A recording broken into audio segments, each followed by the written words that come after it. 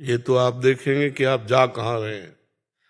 जिसका प्रश्न है, जो आखिरी प्रश्न है, आप कहाँ जा रहे हैं, तो आप देखेंगे मार्ग हम आपको बताएंगे कि आप पहचानो कहाँ जा रहे हो। वो कहा आप वही हो जिसकी खोज की जाती है। तत्त्वम् असि। अगर अंश भी स्वीकार करे तो पूर्ण का अंश पूर्ण ही होता है। पूर्णमदः पूर्णमिदं पूर्णात् पूर्णमुदच्यते पूर्णस्य पूर्णमादाय पूर्णमेवावशिष्यते। उस परमात्मा का जो अवशिष्ट अंश है वो भी पूर्ण ही होता है। तो तुम जो हो वास्तविक, वो मैं है। मैं है, मैं वो ब्रह्म है। मैं के आगे जो लगता है वो माया है। अभी तो असाधारण महामहिमा से युक्त जो स्वरूप है वो ढका हुआ है और आप देहाभिमानी एक जीव है। इस समय एक देहाभिमानी जीव है।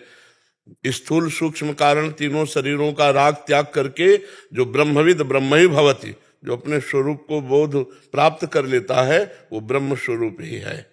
समझ गए? माया अज्ञान कल्पित कल्पनात्मक भ्रम में फंसने के कारण वही शुद्ध ब्रह्म जीव कहलाया, और इसी माया कल्पना से मुक्त हो जाए तो वही ब्रह्म है। ठीक है? न कहीं जाना है न कहीं आना है, सर्वत्र तेरी सत्ता है। अब तू अपने आप को भूल करके मायाकृत इस आकर्षण में फंस करके अब नरक जाने की बात सोच रहा है, या स्वर्ग जाने की सत्कर्म कर रहा है, या परम पद में पहुंचने के लिए भजन कर रहा है। अब ये आपको देखना पड़ेगा, आप कहाँ जाएंगे इसका निर्णय तो आपका आचरण बताएगा, आपका चिंतन बताएगा, आपका लक्ष्य बताएगा। आपका लक्ष्य क्या है ये आपको बताएगा। आप परमात्मा स्वरूप हैं, आप कहीं नहीं आना न कहीं जाना। स्वप्न का भ्रम में पूरा, यहां से आप ब्रह्म स्तंभ पर्यंतम सर्वम मायामयम जगत, यहां से लेकर ब्रह्मलोक तक मायामय जगत है। तू सत्य है, परम सत्य है, त्रिकाल सत्य है। अपने स्वरूप को जान, तत्त्वम् असि। समझ पा रहे हो आप? ये शुद्ध अध्यात्म की वार्ता है, प्रपंच मिश्रित नहीं, शुद्ध अध्यात्म की वार्ता।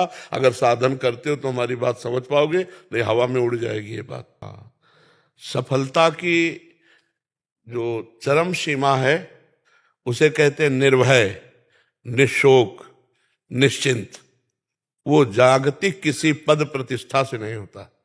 जग का कोई भी संसार का पद या कोई भी धन वैभव आपको निश्चिंत नहीं कर सकता, निशोक नहीं कर सकता, निर्भय नहीं कर सकता। सबको सब प्रकार से भगवान की शरण में होकर और अपने कर्तव्य को भगवत पूजा मान करके किया जाए, भगवत स्मरण युक्त, तो सफल जीवन हो जाएगा।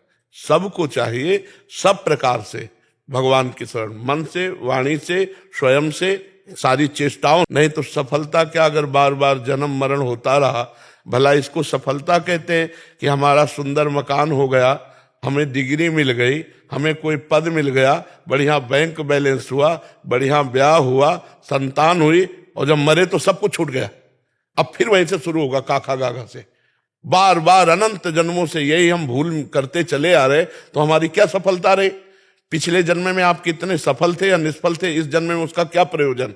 तो सफलता वो जो इस जन्म के बाद हम कर्म बंधन से बंध करके ना आवे तो कर्म बंधन मुक्त होकर आवे, और लाखों को कर्म बंधन मुक्त करे, उसे सफलता कहते हैं। भगवान से चित्त का जुड़ जाना सफलता है। जैसे चक्रवर्ती सम्राट अम्बरीश जी है, पर सावई मना कृष्ण पदार विंदयो, उनकी स्थिति हर समय भगवदाकार है। यही जीवन की सफलता है। जो मृत्यु के भय से मुझे बचा ले, जो जन्म मरण के चक्र से मुझे बचा ले, और जो मुझे निश्चिंत कर दे, जो मुझे निशोक कर दे, जो मुझे निर्भय कर दे, वो केवल भगवान का नाम और भगवान की शरणागति है। नहीं कोई भी पद हो निश्चिंत नहीं है।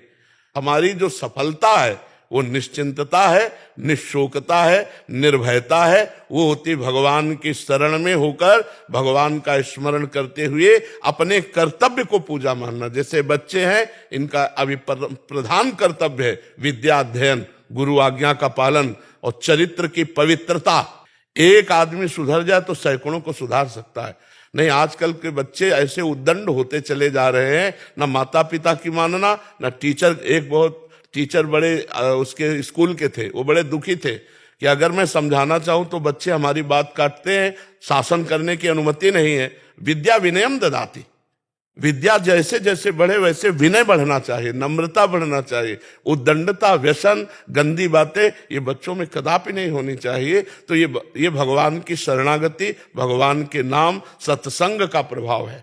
यही जीवन की सफलता है। यदि हमारा जीवन भगवान से जुड़ा तो ठीक, ना जुड़ा तो बिल्कुल बेकार हो जाता है।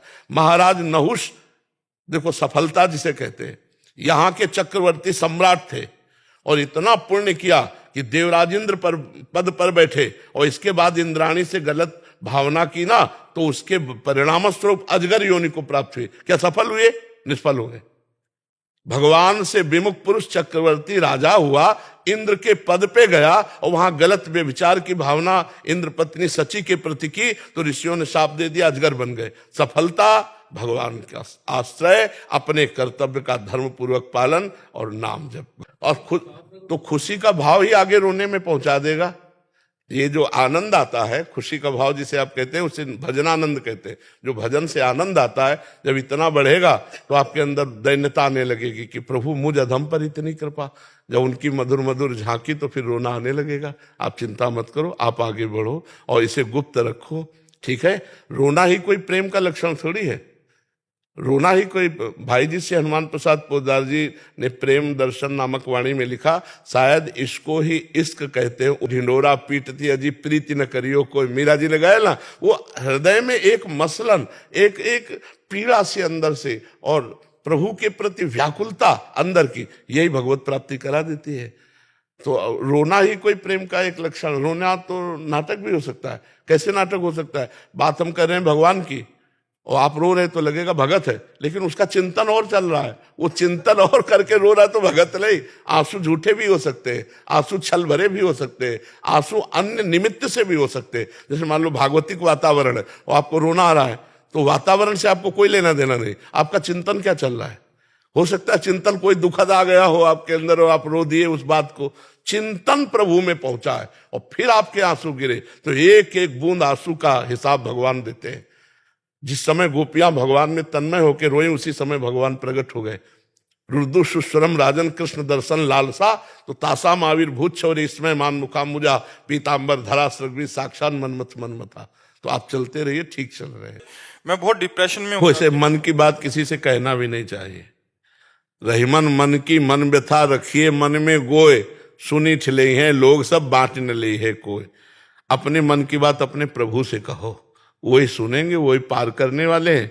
उचित उत्तर देने में हिचकिचाना नहीं चाहिए। नहीं, कई बार निर्दोष भी दोषी ठहर जाता है।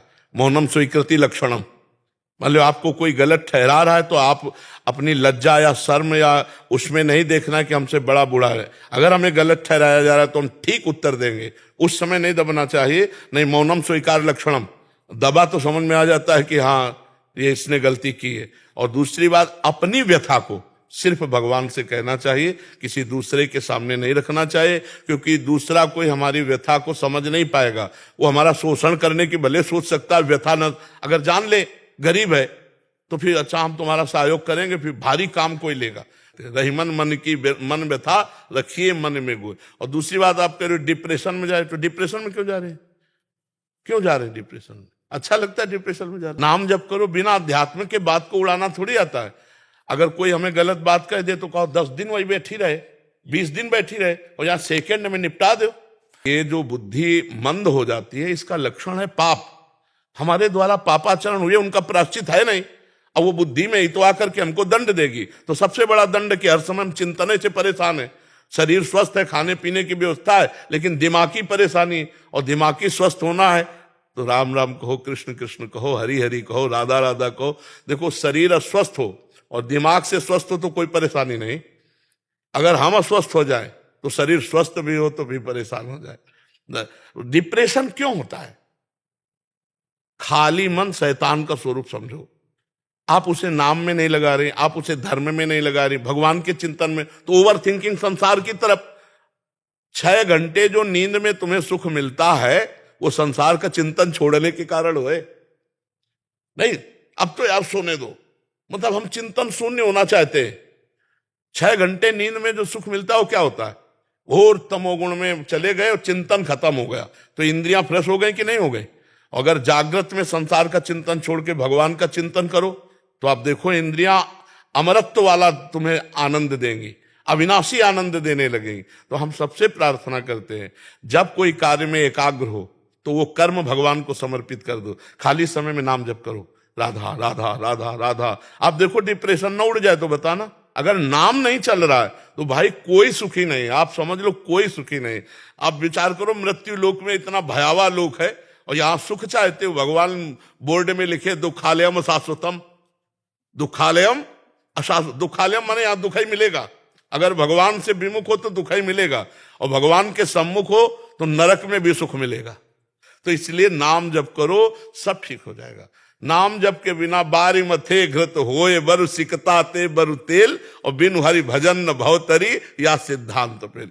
डट के नाम जप करो, चलते फिरते उठते बैठते। अगर इस लोक और परलोक में आनंद ना हो जाए तो बताना, लोक परलोक सब सुख में दिखाई देने लगेंगे जब नाम जप करो। नाम जप नहीं तो चाहे जहां जितना प्रवचन सुन लो और चाहे जहां भाग के चले जाओ, आपको विश्राम नहीं मिलने वाला। विश्राम देखो ये सब बाहरी है, यहां का अंधकार हटेगा जब नाम जप करोगे। हृदय का अंधकार नाम जप से। नाम जप नहीं तो हमारा विश्वास कहता है कि तुम्हें सुख नहीं मिल पाएगा।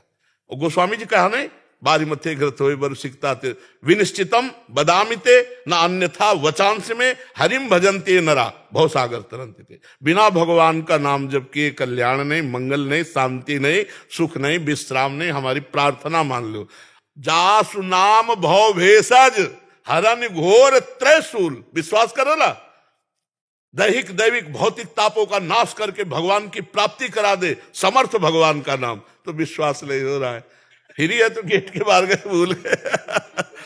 भगवान का नाम सर्व मंगलकारी। हमारी बात मान लो, भगवान का नाम सर्व मंगलकारी। हम अपने जीवन का अनुभव, संतों की बात, पूरे शास्त्रों के सम्मत बात कहते, कोई मनमुखी बात नहीं कहते।